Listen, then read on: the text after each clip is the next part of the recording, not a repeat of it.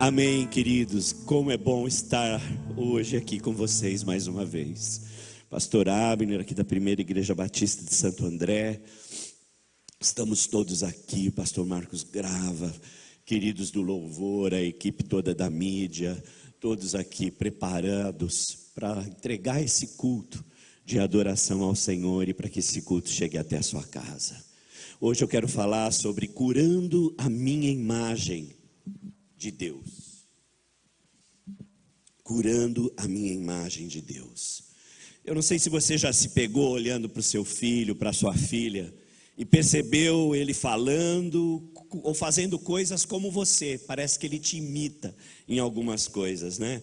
Eles são tão pequenos e ainda que você nem sabe como isso acontece, né? Eles começam a reproduzir os seus comportamentos. Se você não observou isso, eu te convido a fazer esse teste, né, essa experiência, e observar o comportamento dos pequenos e de seus, para que você veja como existe, né, uma repetição, como eles repetem, às vezes do cuidador, daqueles que estão mais próximos dessa criança. E dessa forma, muitos de nós reconhecemos, né, que nos tornamos semelhantes aos nossos pais e que desde pequeninos nós os adoramos e os amamos, né, a despeito de todos os seus defeitos, mas nem sempre nós percebemos que nos tornamos também semelhante ao Deus que adoramos. E é interessante isso, porque em todos os aspectos de nossa vida tornamos-nos semelhante ao Deus que adoramos. Por exemplo, numa época em que temos a capacidade de nos aniquilarmos uns aos outros com armas químicas, nucleares e outras, muitas igrejas têm publicado cartas de paz, né, pontuando que jamais podemos usar esse tipo de armas ou instrumento contra os nossos inimigos. No entanto, se o meu Deus persegue os meus inimigos, os alcançam e o destroem, então eu posso mandar também perseguir, matar e destruir. Se o meu Deus não trata as pessoas assim, eu também não posso tratá-las dessa forma. Então conclui-se que um caminho para a cura pessoal e social é a cura da nossa imagem de Deus. Mudar a imagem que fazemos de Deus como alguém que maltrata as pessoas, para a imagem de alguém que ama as pessoas. Eis o cerne da missão de Jesus. Jesus Cristo estava sempre tentando mudar, junto ao povo, a imagem vingadora de Deus. Muitas vezes Jesus experimentou curar no sábado, tocar um leproso, perdoar alguém, mas os sacerdotes e os escribas e os fariseus tentavam impedir Jesus de fazer essas coisas, porque eles interpretavam ao pé da letra as passagens castigadoras, né, dos castigos vingadouros de suas escrituras, que exibiam ao pé da letra as consequências dessas ações que eram ilegais. Por exemplo, a história da mulher adúltera em João 8, de 3 a 11, os escribas e fariseus querem apedrejá-la até a morte, e eles justificam-se dizendo a Jesus: a lei, Moisés, nos ordena que apedreje tal mulher. No verso 5 diz isso.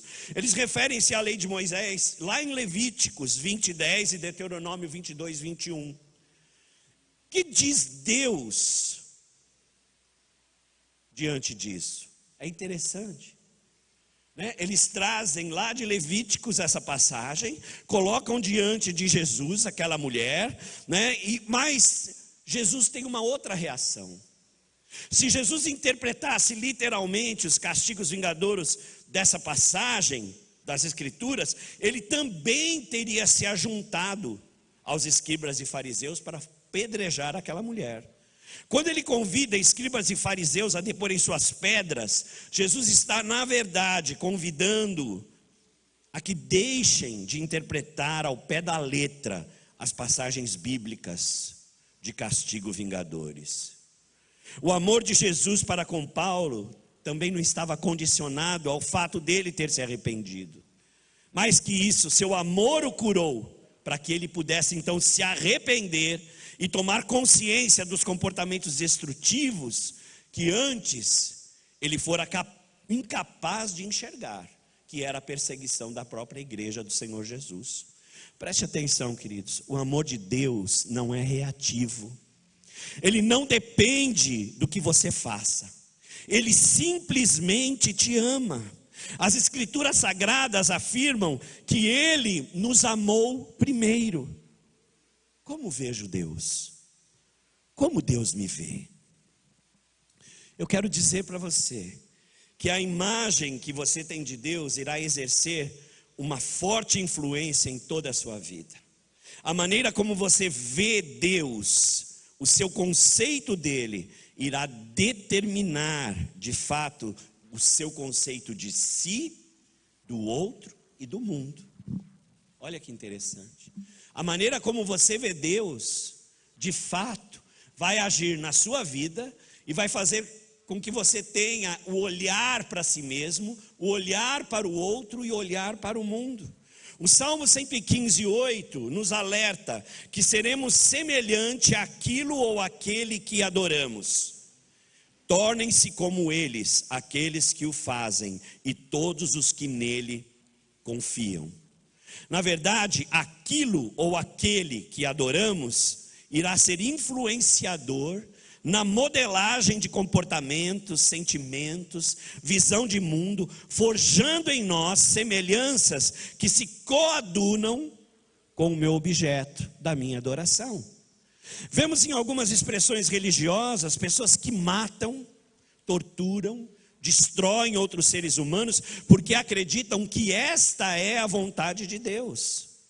Acreditam que essa é a vontade daquele Deus que eles adoram, e sem qualquer sentimento de culpa ou de remorso pelo que estão fazendo, eliminam, extinguem a vida de outro ser humano.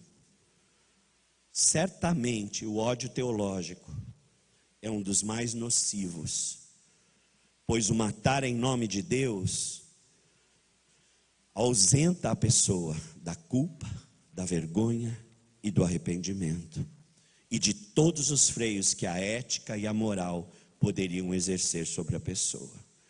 Como cristãos, nós olhamos essas expressões religiosas com horror, mas muitas vezes não percebemos que em outro tipo de escala também matamos, excluímos, diminuímos, rejeitamos e apagamos a imagem e semelhança de Deus em outras pessoas, que não se enquadram e nem se ajustam nesses padrões que nós entendemos como crentez.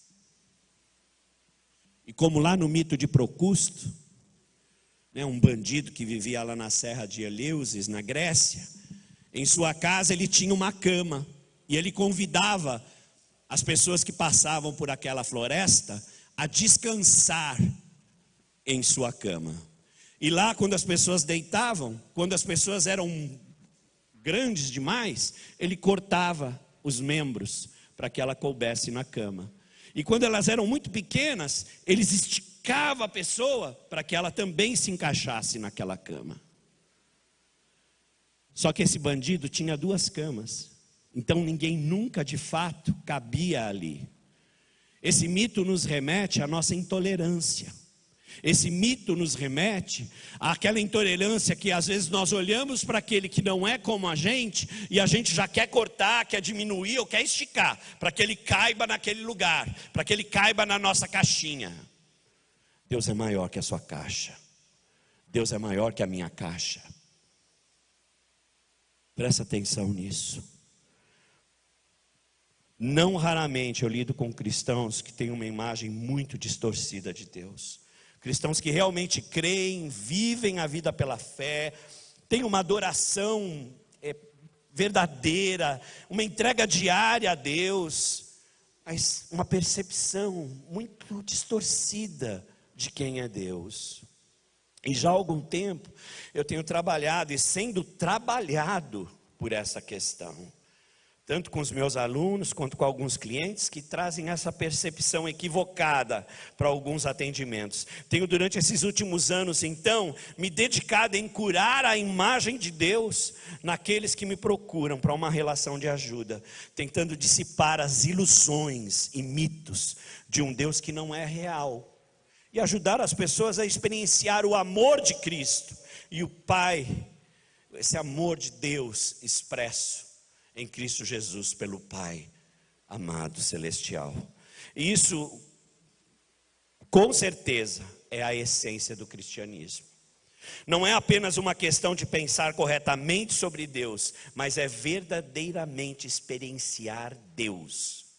Esse é o grande ponto, é ter uma relação com esse Deus de amor. Perder nossas ilusões é difícil, porque as ilusões e as coisas às quais nós nos agarramos, elas nos ajudam a viver. Entretanto, o Espírito de Deus é o grande revelador e desmascarador das ilusões, o grande destruidor dos ícones e ídolos do nosso coração. Ele vai destruir todos esses ídolos e essas falsas imagens que eu e você tendemos a construir para encontrarmos talvez uma zona de conforto, uma desculpa para algumas coisas e viver uma vida que não é de acordo com a vontade do Senhor. O amor de Deus por nós é tão grande, queridos, que Ele não permitirá que nos conformemos com imagens falsas. Não importa o quanto essas imagens pareçam nos confortar, é melhor viver nu na verdade do que vestido em fantasias. Deus quer destruir essa fé mágica que a gente insiste em manter, uma fé infantilizada, uma fé que às vezes é cheia de medo e de receios. Através da história do cristianismo até o presente dia, uma persistente, crônica tentação de reduzir Deus a uma dimensão humana que seja clara às nossas ideias. A razão humana busca compreender todas as coisas, ela penetra todas as coisas e reduz todas as coisas aos seus próprios claros pensamentos e conceitos. Na verdade, isso é um nobre empreendimento, mas ao fazê-lo nós roubamos Deus de sua alteridade, de sua distinção, pois Ele passa pelo filtro limitado da nossa mente. No século XIII, Tomás de Aquino nos alerta, afirmando que se você compreende Deus, então Ele não é Deus, pois um Deus que se compreende, de fato não é Deus, pois Ele é incompreensível. O segredo do mistério de quem é Deus é sempre maior. Não importa quão grande você acha que Ele é, Deus é sempre maior, porque Deus é Deus e sempre será Deus. Amados,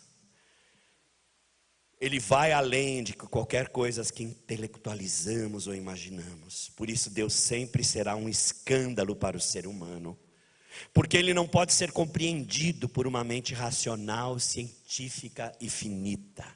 1 Coríntios 1, 18, 21 nos fala: pois a mensagem da cruz é loucura para os que estão perecendo, mas para nós que estamos sendo salvos é o poder de Deus. Pois está escrito: destruirei a sabedoria dos sábios e rejeitarei a inteligência dos inteligentes. Onde está o sábio? Onde está o erudito? Onde está o questionador desta era? Acaso não tornou Deus loucura a sabedoria deste mundo? Visto que na sabedoria de Deus o mundo não o conheceu por meio da sabedoria humana, agradou a Deus então salvar aqueles que creem por meio da loucura da pregação. Esse é o nosso Deus. Com essas pequenas observações introdutórias, então, eu quero te convidar hoje a esticar sua mente, a alargar o seu coração e, se necessário, renunciar à segurança de uma fé não examinada e deixar-se levar meramente pelos conceitos de justiça, misericórdia, amor e gratidão encontradas na palavra de Deus, enraizadas no Evangelho de nosso Senhor Jesus Cristo. Qual é a mensagem de Jesus em relação a Deus? O que realmente Jesus pregou? O que Ele realmente ensinou? O que Ele realmente quis dizer? Os estudiosos da Bíblia dizem que se quisermos estar mais próximos e confiantes na percepção de quem é Deus, por meio da mensagem original de Jesus Cristo, nós temos que nos voltar às suas parábolas, que são histórias rápidas e decisivas, que claramente pontuam e ensinam as verdades do reino. Então, de maneira proposital, eu quero me referir a duas parábolas. A primeira que se encontra em Mateus, capítulo 20, dos versículos 1 a 16. Eu não vou ler por causa do nosso tempo, mas eu gostaria muito que na sua casa, após a pregação, durante essa semana, você lesse essa passagem. Mateus 20, dos versículos 1 aos versículos 16. É a parábola do fazendeiro doido, não é? Como você pode perceber lá nessa parábola, você vai ver que o relato, não é o tempo de colheita, e há muito trabalho a ser feito, e todas as manhãs o fazendeiro vai ao mercado para poder contratar os seus empregados para o dia lá trabalhar, né, na colheita deles. E de acordo com a história rabínica, porque os rabinos já contavam essa história antes de Jesus. É interessante isso, né? Essa parábola já era contada por eles. Esses trabalhadores faziam corpo mole e não davam o duro necessário. E eles ficavam enrolando até o momento de receber o seu dinheiro no término do dia. E aqueles outros trabalhadores que foram contratados no final do dia, trabalhavam tão duramente, que o fazendeiro, ao ver aquilo, paga a mesma quantia. E isso deixa com que os trabalhadores que foram contratados no início do dia, fiquem tremendamente chateados e indignados com o fazendeiro. É interessante aqui que a ênfase rabínica é na diligência dos trabalhadores. Mas, entretanto, Jesus dá uma outra ênfase à parábola. Ele não se concentra nos esforços dos trabalhadores, mas ele se concentra na generosidade do fazendeiro, que é uma expressão de Deus, que é uma tipificação de Deus. Foi um ato maluco, insano. Nenhum fazendeiro ou empresário no ano de 2020 poderia abrir-se para essa generosidade e sobreviver no mercado por muito tempo. Estou certo, Eliabe? Imagine só, olha que coisa insana, né? Você tem uma empresa com 100 pessoas, 50 pessoas trabalham 40 horas por semana, recebem aí um salário de 3 mil reais. Tem um outro grupo, outros 50, que trabalham 10 horas e ganham 3 mil reais também, com as mesmas competências, mesmas funções. Quer dizer, ou esse empresário está fora da casinha, né? Está maluco, ou ele está surtado, né? Porque, além de tudo, é injusto, né? Totalmente injusto. E essa é a palavra. Nós estamos aqui durante todo o dia, enfrentando esse calor, e esses trabalhadores chegaram depois e receberam o mesmo salário que nós. Isso é injusto. E o fazendeiro então responde: meus amigos, como vocês podem dizer que houve injustiça com vocês? Nós não combinamos o seu salário de 1 denário por dia? Tome o seu salário e vá. Eu não sou livre para fazer o que eu quero com o que é meu? Ou vocês têm inveja porque eu sou generoso? Eu digo a vocês, os últimos serão os primeiros, e os primeiros serão os últimos.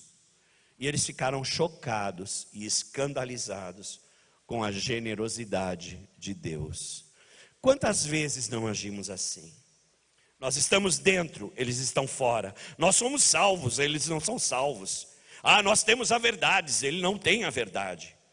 Deus afirma em Jesus seu perdão, misericórdia, aceitação incondicional, amor extravagante, um amor que muitos se recusam a reconhecer e a receber.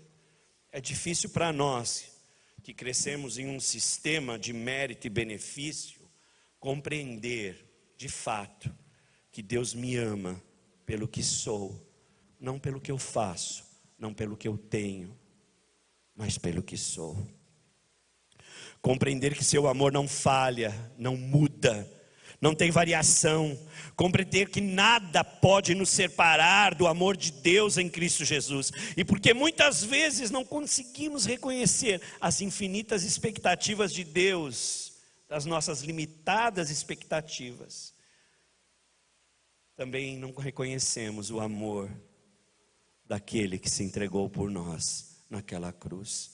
Outra parábola que podemos então eleger para reconhecer o amor incondicional de Deus é narrada em Lucas 15. Anota aí, Lucas 15, dos versos 11 aos versos 32. Aí a parábola famosa do filho pródigo, que gasta a sua vida vagando, bebendo, gastando com mulheres, e retorna para casa, não esperando condenação, mas misericórdia e absolução.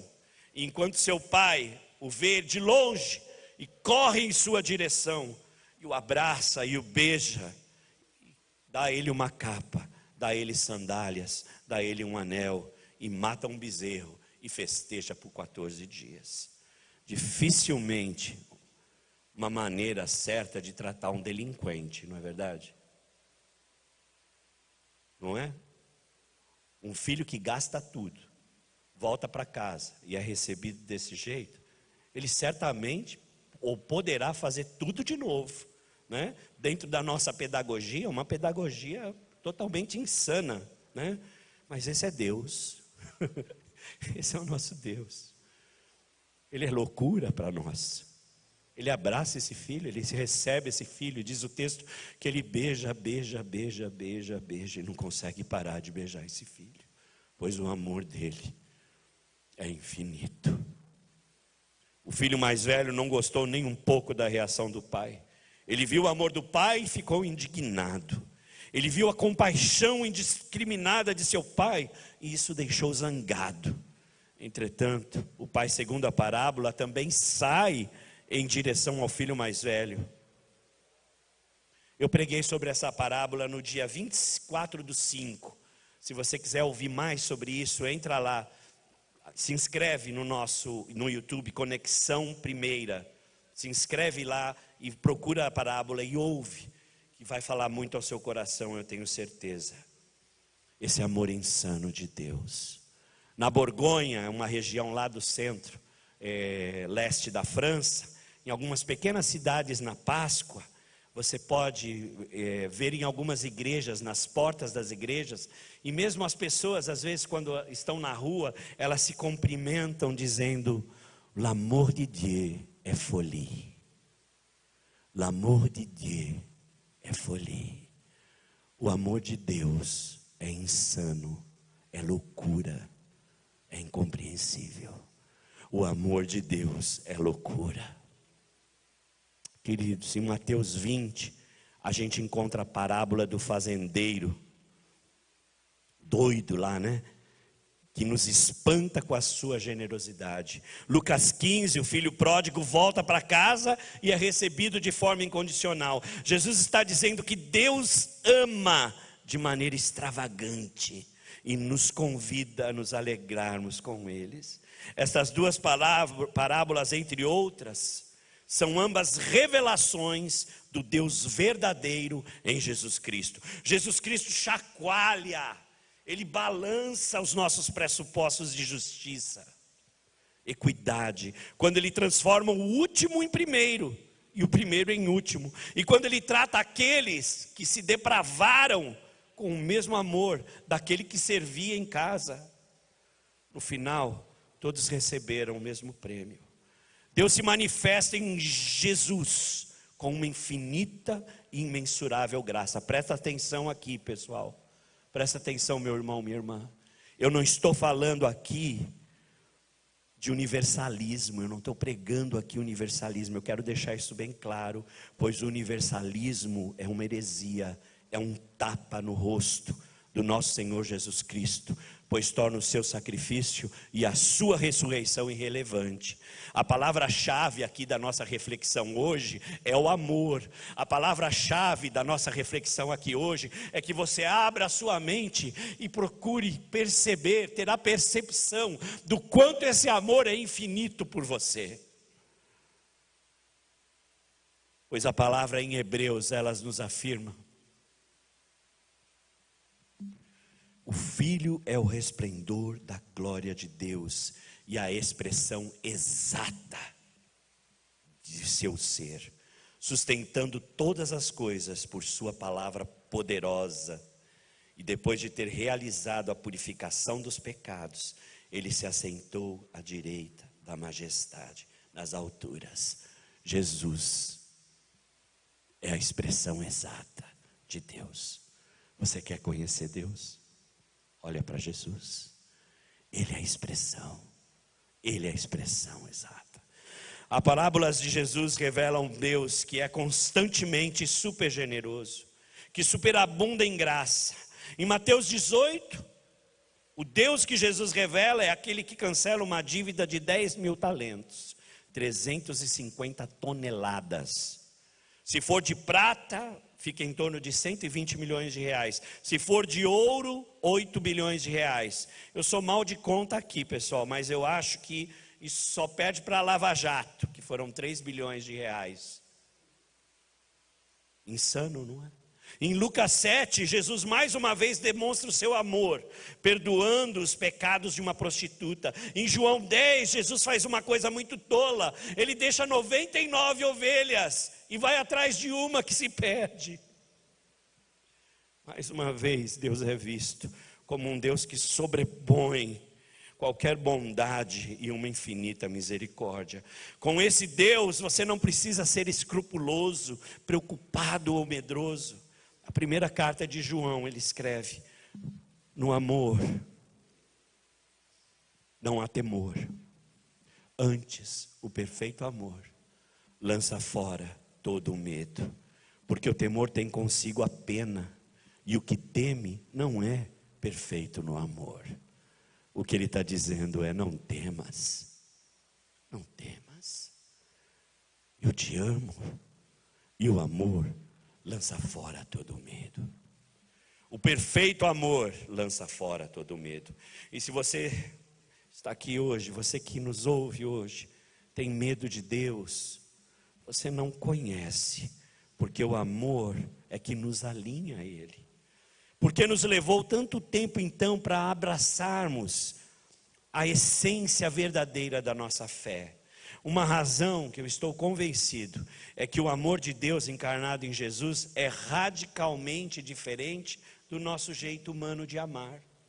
Por isso, muitas vezes, a dificuldade de a gente entrar e mergulhar nesse amor do Senhor. Quando eu amo como ser humano, eu sou compelido, impactado e atraído por alguns tipos de pessoas e coisas.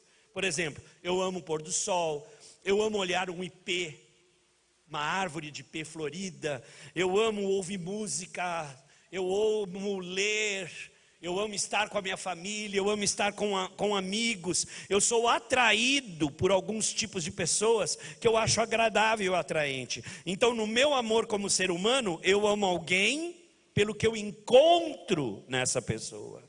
Mas diferente de nós, muito diferente. O amor de Deus Pai e nosso Senhor Jesus pelos homens e mulheres não depende dele encontrar em mim, ou naquilo que faço, ou naquilo que tenho, mas depende daquilo que ele encontra nele mesmo, porque ele é a fonte do amor verdadeiro. Não é porque os homens e as mulheres são bons que ele os ama, ou porque eles fazem alguma coisa boa e desta forma são amados. A razão desse amor é porque ele é tão indizível, inexprimível, inabalável, inalterável e natural, e naturalmente bom, que o Deus e Pai de nosso Senhor ama todos os homens e mulheres, e até pecadores, da mesma forma. Ele não responde de maneira alguma. Não é um amor que responde. Ele age, ele não reage. Presta atenção, é isso que eu quero dizer. Ele age, ele não reage ao seu amor. Ele inicia o amor.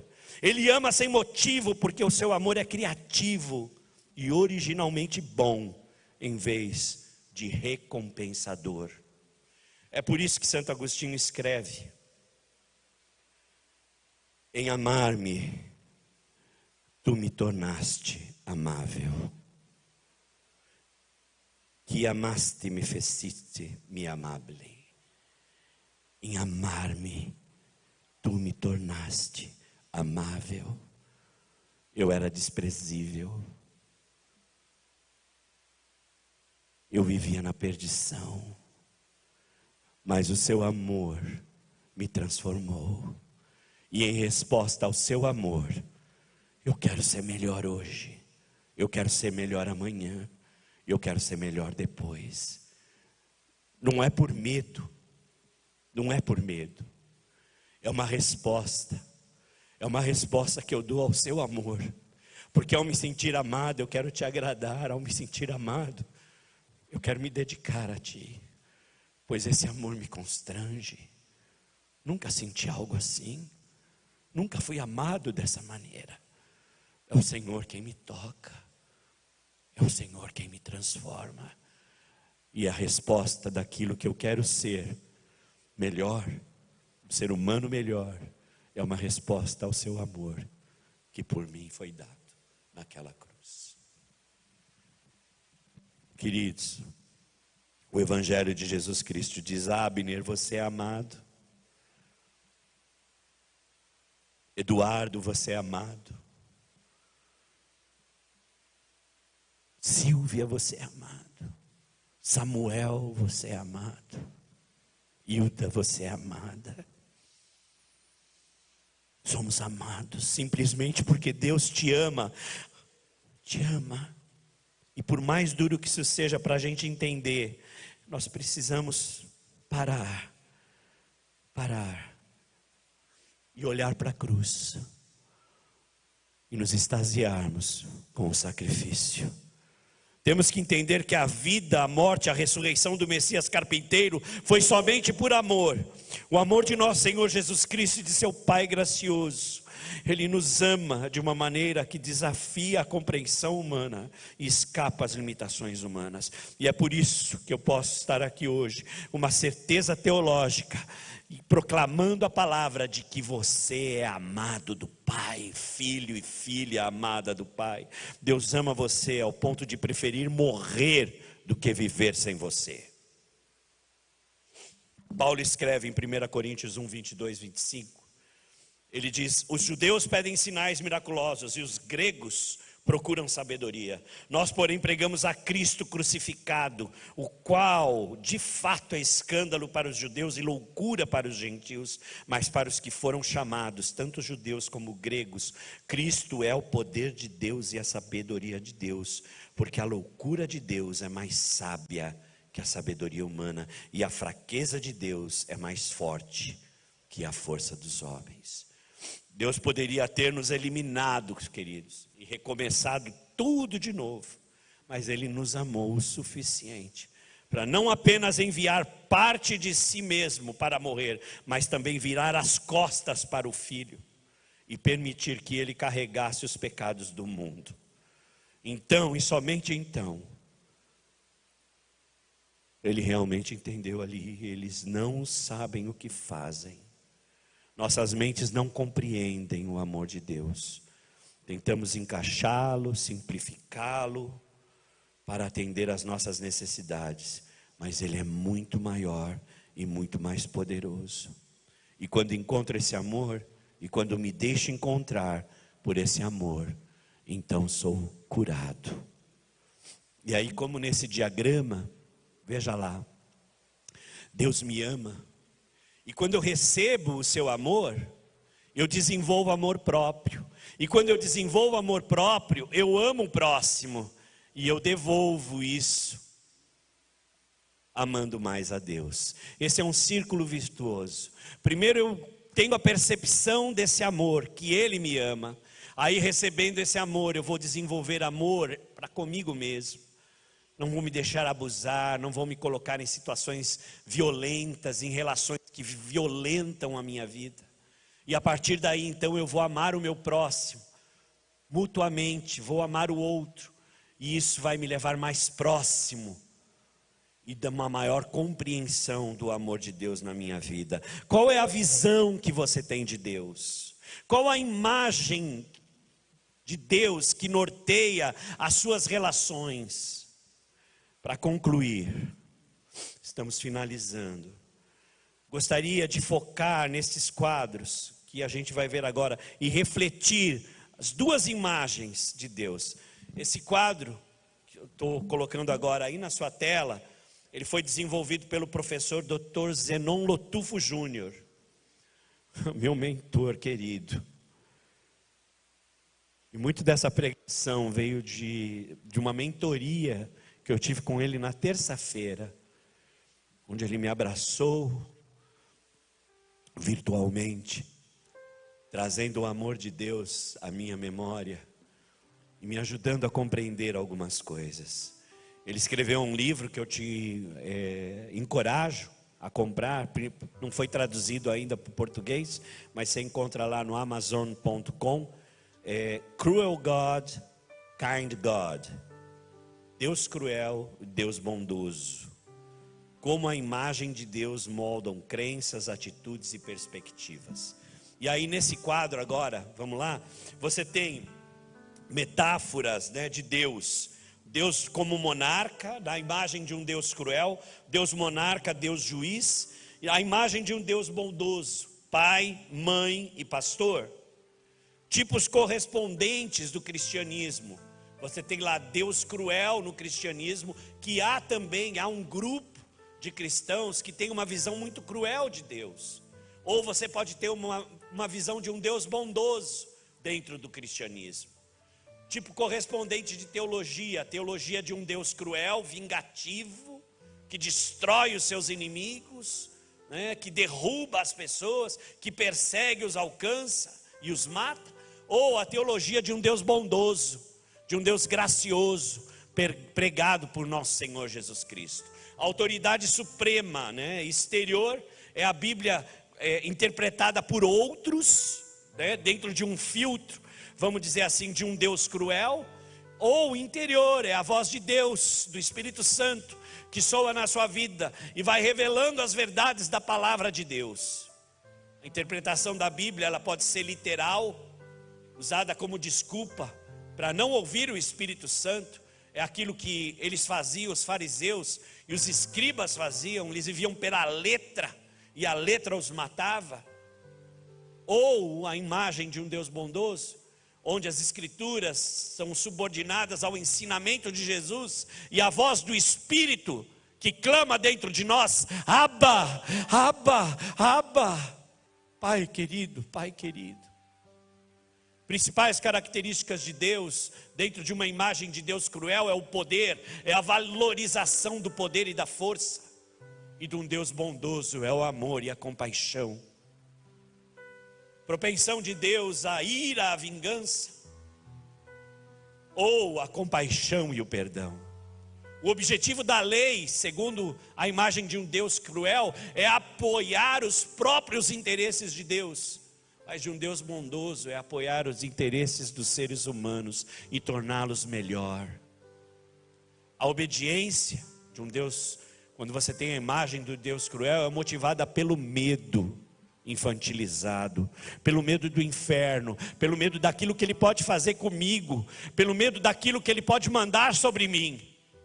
Mas a imagem de um Deus bondoso, a obediência é motivada pela sabedoria e pelo amor como resposta ao próprio amor dele. A desobediência, dentro da imagem de um Deus cruel, causa culpa, ansiedade, sentimento de rejeição e condenação. Um Deus bondoso causa tristeza construtiva, arrependimento, a gente chama isso, e não afeta a confiança em ser aceito. A doutrina central de um Deus cruel é satisfação penal. De um Deus bondoso é graça, como um amor incondicional. As principais consequências psicológicas, quando você tem uma imagem de um Deus cruel, é sentimento de culpa disfuncional, medo, fuga ou esquiva, vergonha, ansiedade, empobrecimento da personalidade. Um Deus bondoso é a aceitação de si e dos outros, autonomia moral e intelectual e compaixão. Queridos, qual a imagem de Deus que você cultiva? Qual a imagem que você quer nutrir? Venha, se aproxime daquele que te ama e se deixe tomar por esse amor que nunca te deixará, que jamais te abandonará. Há uma palavra em hebraico que expressa bem esse amor imensurável do nosso Deus. É a palavra rahamim, que tem a ver com a extrema compaixão que irradia de Deus. E a raiz dessa palavra é um substantivo chamado rehem, que do hebraico tem o sentido de ventre, de útero. Esse amor materno, entranhado de Deus, ele está expresso em Isaías 49:15. Ele diz: será que uma mãe pode esquecer do seu bebê que ainda mama e não ter compaixão do filho que gerou? Embora ela possa se esquecer, eu não me esquecerei de você. Veja, veja, veja, eu gravei o seu nome na palma da minha mão. Esse amor entranhado é energia visceral, não sendo filtrado pela mente, e nada tem a ver com decisão ou mérito. Ele provém de uma necessidade interior. A mãe, de verdade, ela não pode fazer nada contra isso. Ela simplesmente ama o seu filho.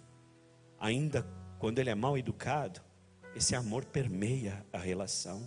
Em outras palavras, preste atenção, tanto quanto Deus é mais pai que qualquer outro pai, assim também Deus é mais mãe que qualquer outra mãe. E Ele tem por você um amor visceral. Venha, vem para esse abraço. Ele quer consolar você, Ele quer fortalecer, restaurar, renovar você. A palavra diz: aquele que tem sede, venha. Venha beber dessa água. Venha estar comigo. Venha cear comigo. Deus te abençoe.